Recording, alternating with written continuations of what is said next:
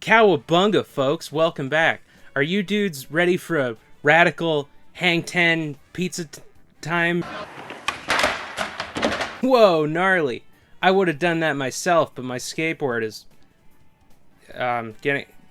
getting an oil change. And remember, kids, just like President Ronald Reagan says, if you smoke weed, you will go to hell and prison. In that order. Teenage Mutant Ninja Turtles. Heroes in a Half Shell. Turtle power. I fucking love the Ninja Turtles, and I always have, but that doesn't begin to even scrape the surface of the fanaticism people far and wide have for these radioactive reptiles. TMNT has one of the most dedicated and yet somehow low-key fan bases of all time. And on that note, I need to get something off my chest. I'm sure some of you are familiar with this video. It's an episode of the VH1 documentary series Totally Obsessed, hosted by Fred Willard. And Fred, buddy, I love you. The world's a darker place without you, but goddamn, they made this woman, Michelle IVEY, look like a fucking psychopath. Michelle lives on a strict Ninja Turtle diet. That means pizza every day, covered with bizarre toppings. I am making us a BLT pizza. I follow this lady on Twitter and Instagram, and she's actually just a normal person. She's just a hardcore, dedicated Ninja Turtle superfan. But they seriously could not have made her look more unhinged. If you're interested, check her out. Her links and stuff will be in the description. You know the drill. Unbelievable the way that this woman was depicted, man. And just because she's a big fan of the Ninja Turtles. My wife went through a several-year phase where she was obsessively emotionally connected to a webcomic about hockey. What are you gonna do, VH1? You gonna show up and make a documentary about her and make her look all crazy? Because that would bring in a lot of views. That'd be pretty good, actually. Teenage Mutant Ninja Turtles started as an independent comic book written by authors Kevin Eastman and Peter Laird and published in 1984. To Eastman and Laird's surprise, the Ninja Turtles became a massive success, resulting in a series of comic books, a Saturday morning cartoon show, toys, movies, video games. It was safe to say that the world had a mean case of turtle fever. And I'm not just talking about the multiple venereal diseases you can get from holding a turtle without properly washing your hands afterward. But the insane rise of the Ninja Turtles is a story for another day. What I'm here to talk about are, believe it or not, the video games. There are Teenage Mutant Ninja Turtles games up the ass of all different genres. However, in the 90s, Konami helped associate the Ninja Turtles brand with arcade beat-em-ups, most notably through the 1991 release, Teenage Mutant Ninja Turtles, Turtles in Time. To this day, people still pop off about Turtles in Time, be it the arcade version or the Super Nintendo port. And it's generally agreed upon that no other Turtles game has really been able to reach the level of quality of Turtles in Time. However, in the far-off, distant future year of 2022,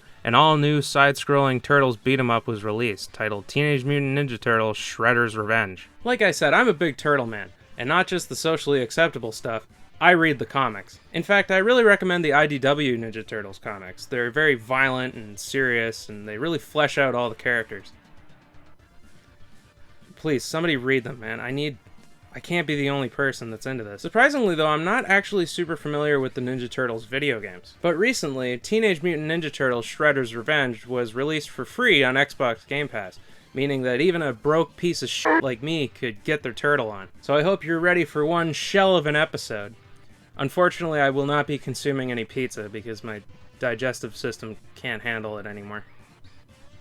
Teenage Mutant Ninja Turtles Shredder's Revenge, or as I'm going to be calling it from now on, Shredder's Revenge, because that title is way too long, and I haven't got all day here. Shredder's Revenge was developed by Tribute Games, known for Scott Pilgrim vs. the World, the game, which... why do I talk about that game so often? And published by Dotemu, known for developing Streets of Rage 4. So these guys know their way around a beat-em-up, baby. It was released in June of 2022 for Switch, Xbox, PS4, and PC. And you can actually buy a physical copy of it through Limited Run. If you're into collecting physical video games and you're unfamiliar with Limited Run, check it out. They release physical copies of indie games, classics, all kinds of good stuff, and they always come with neat little goodies. For example, the physical copy of Shredder's Revenge came with an actual real Pizza Hut coupon, so that's pretty neat. But anyway, back to business, baby. This game starts up with a really awesome animated opening featuring a new version of the 80s cartoon theme song.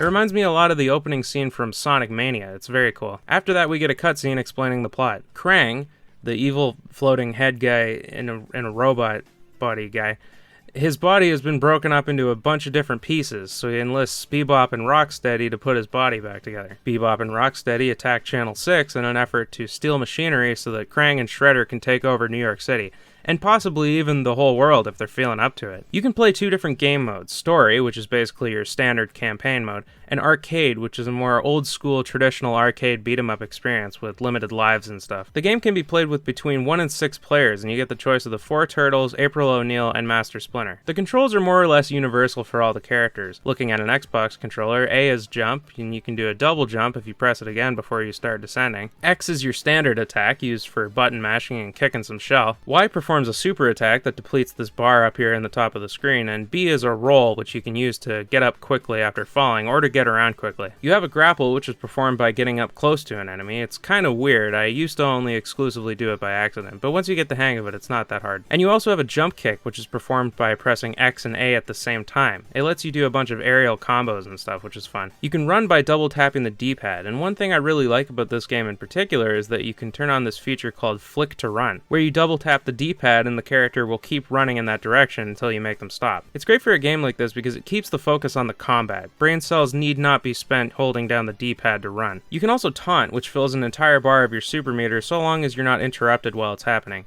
And it's honestly kind of broken, but whatever. To be fair, it's only really overpowered in the main part of the level. The bosses almost never give you an opportunity to do a full taunt animation.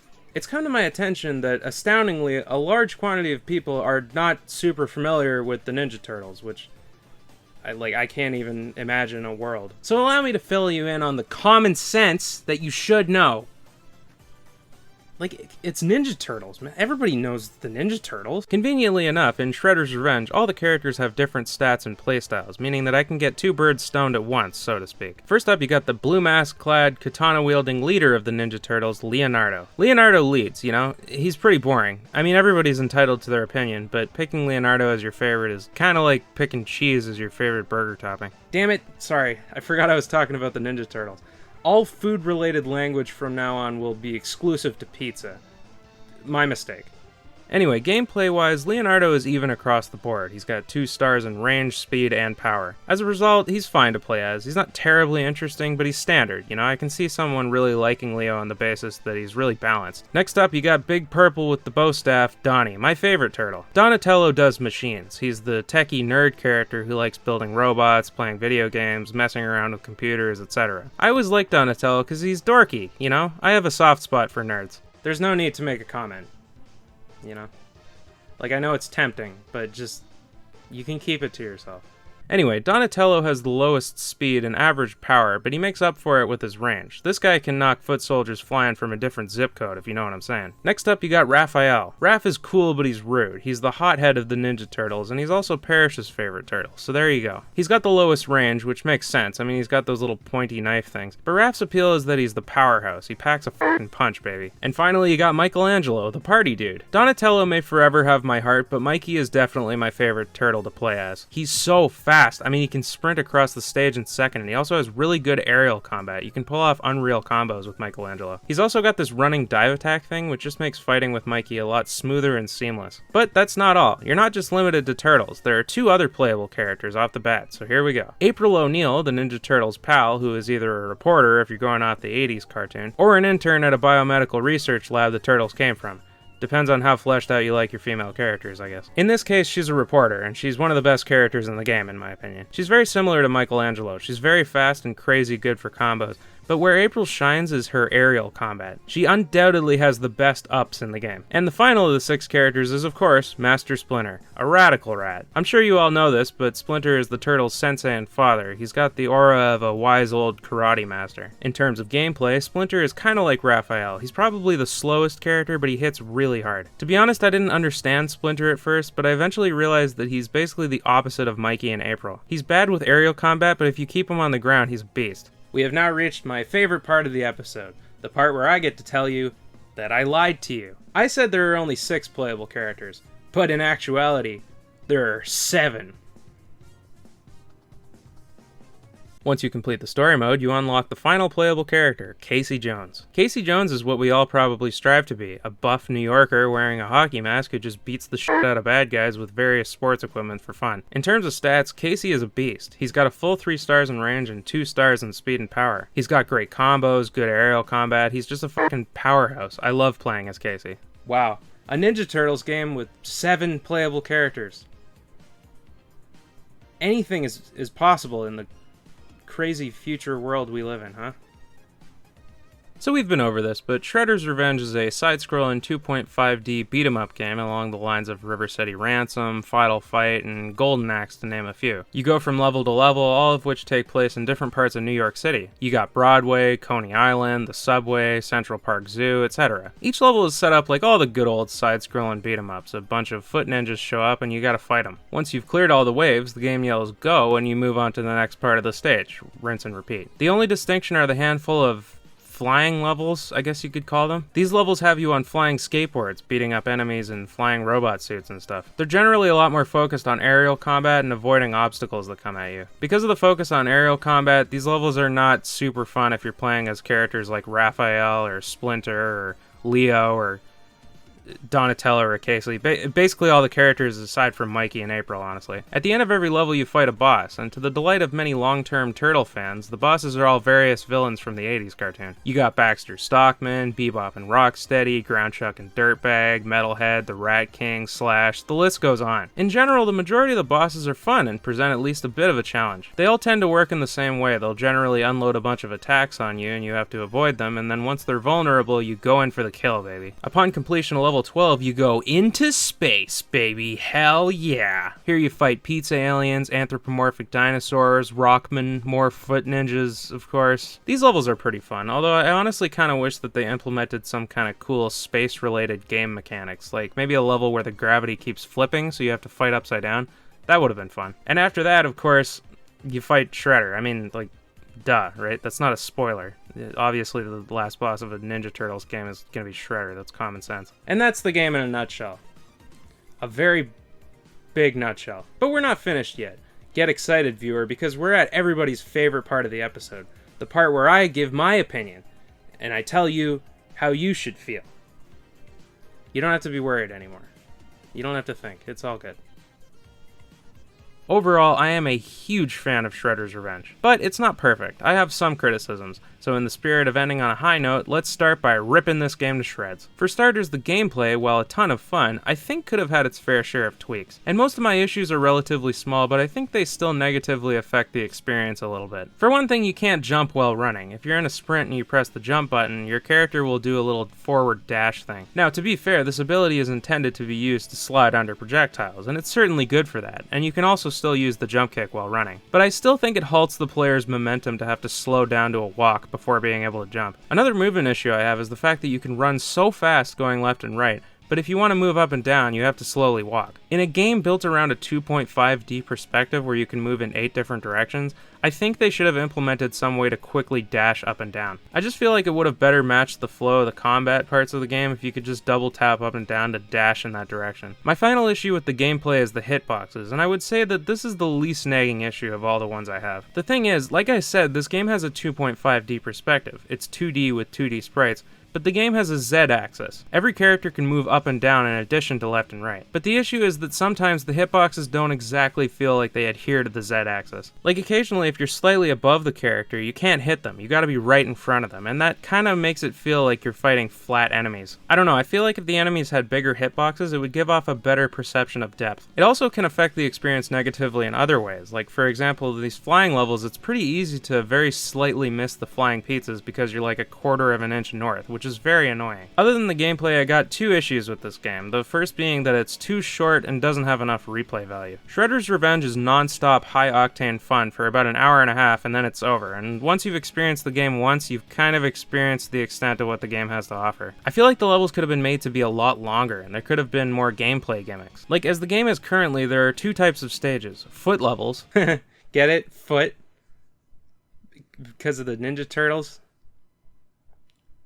That's what the bad guys are called. And you got these stupid flying stages that are literally only fun if you're playing as April or Mikey. I feel like they could have done a lot more. Maybe a gravity gimmick in the space levels, like I said. Maybe a level where you're actually on the New York subway. How about a water level? Every game has a water level. And before you leave a comment, they could have done it well, okay? Just because they f***ed it up that one time. I don't know, I feel like this game could have been way longer. And hey, it didn't come out that long ago, so who knows? Maybe they'll add DLC or something. That'd be cool. Are you guys listening? You should do that. My other issue with this game is that there's not enough characters, and I know what you're thinking. Oh, Ben, you're complaining about a Ninja Turtles game with 7 playable characters? Don't you think that's kind of stupid? I mean, they could have just made it 4 players. Why are you still rolling?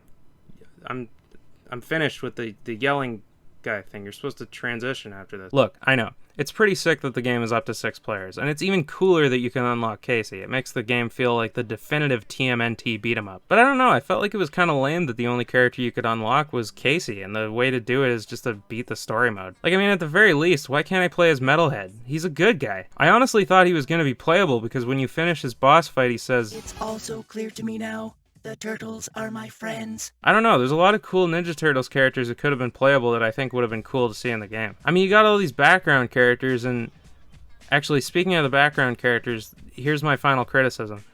The background characters. So throughout the game, you can find random 1987 TMNT cartoon characters in the background who then request you to find various collectibles hidden in all the levels. The Punk Toads want you to find bugs for them to eat, this guy wants you to find newspapers, whatever. And this is probably the dumbest part of the game.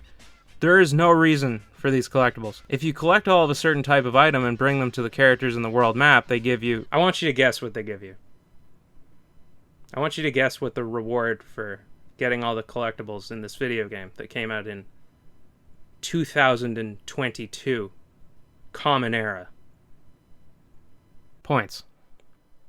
You get points. You go to the guy, give him his stuff, and he gives you a bunch of points. Not a new ability, not a new game mode, not even a stupid skin for your fucking character. You get points. Points? Who the f gives a shit about points? Oh boy, an achievement for getting all the collectibles. Hell yeah, better get that gamer score up because it's 2007 and people give a f. And now you're probably thinking, Ben, you don't seem to like this game all that much. But that's not true. Of all the Turtle games I've played, this is one of my favorites, actually. And I've played a lot of Turtle games. Shredder's Revenge has its fair share of issues, sure. No games are perfect. Okay, most games aren't perfect. But that said, I absolutely love this game. And now that the negativity is completed, let's just go into a full-on loving spree. That'll be fun. I feel like the Ninja Turtles games have always kind of tried and failed to emulate the lightning in a bottle they caught with Turtles in Time. So is this game as good as Turtles in Time?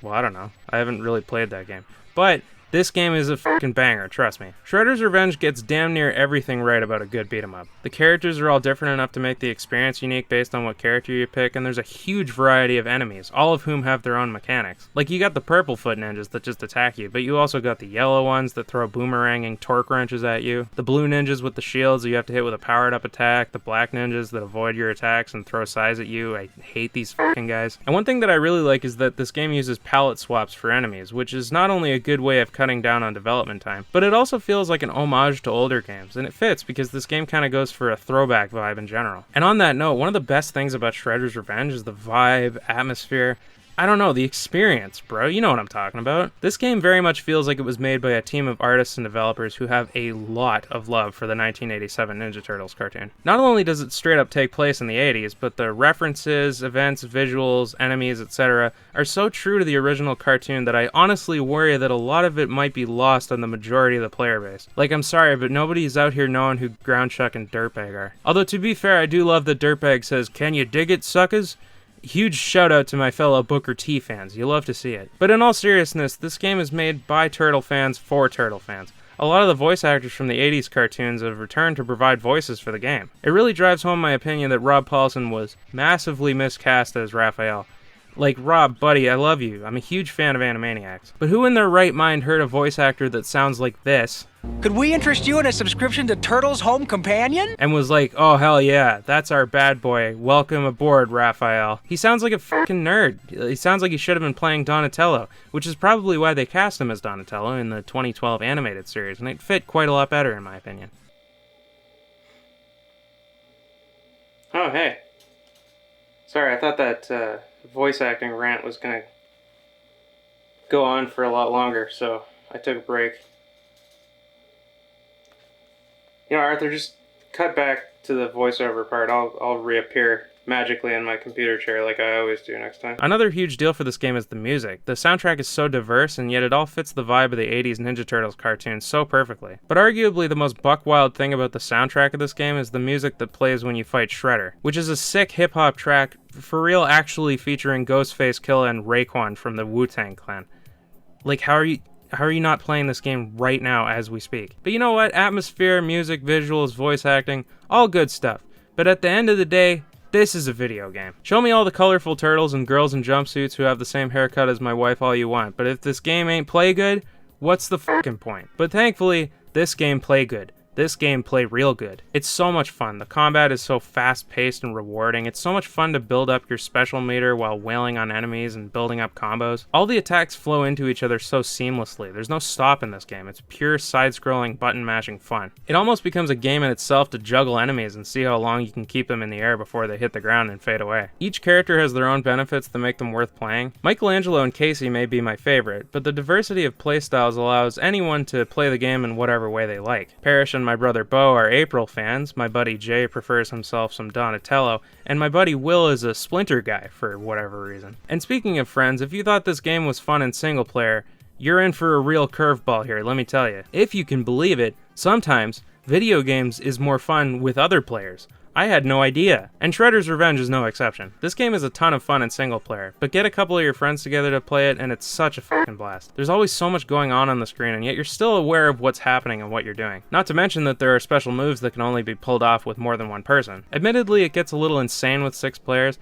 although to be fair, I've only ever played online with randoms, so it might be more fun if I actually had a full squad. Overall, I could go on about Shredder's Revenge. It's maybe my favorite side-scrolling beat-em-up of all time, and that's saying something, because I've played like almost a double-digit number of side-scrolling beat-em-ups. And there you have it, folks. The most pizza video game I've ever played. I mean, I can't think of another one. So, Overcooked, I get. That's a pizza. You could argue that's a pizza game. It's a fantastic game overall, and hey, at the time of recording, it's currently still on Xbox Game Pass for free. So, if you're a fan of the Ninja Turtles and or beat-em-ups, I can't recommend it enough. If I had to sum up my opinion on this game in 2 words, it would be cowabunga, dudes. Yeah, not really my best. Like, to be honest, I didn't really plan a whole lot for this. I don't know. Sometimes I don't really think too much about the ending.